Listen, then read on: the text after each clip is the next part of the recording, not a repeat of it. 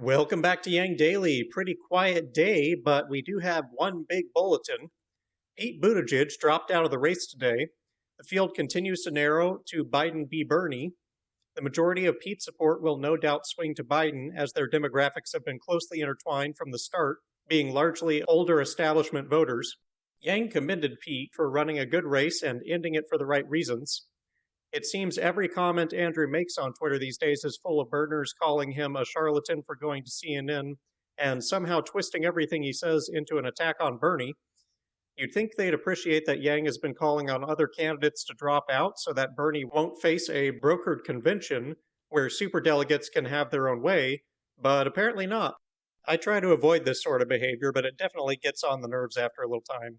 I know this toxic crowd is the minority of Bernie's following, but they sure are effective at giving people a bad impression of Bernie's movements, and they seem largely impervious to logic. Their own worst enemy, and they don't even know it. Since we have time, I'm going to throw in a shout out for SNL's latest political skit, which is a press conference at the White House on coronavirus that gets invaded by the Democratic candidates. Pence introduces himself as the guy you know from the phrase, "Even if we get rid of Trump, we'll be stuck with Mike Pence." Biden goes on a dementia tear about a trip to Africa to fight the Ebola monkey. Warren hounds Bloomberg relentlessly and blames him for everything from SARS to the movie Cats. Bloomberg defends himself with insensitive jokes about firing pregnant women.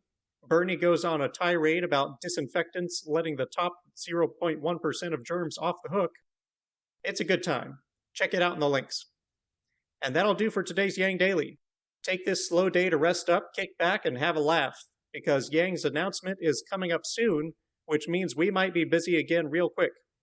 And as always, don't forget to Yang Daily.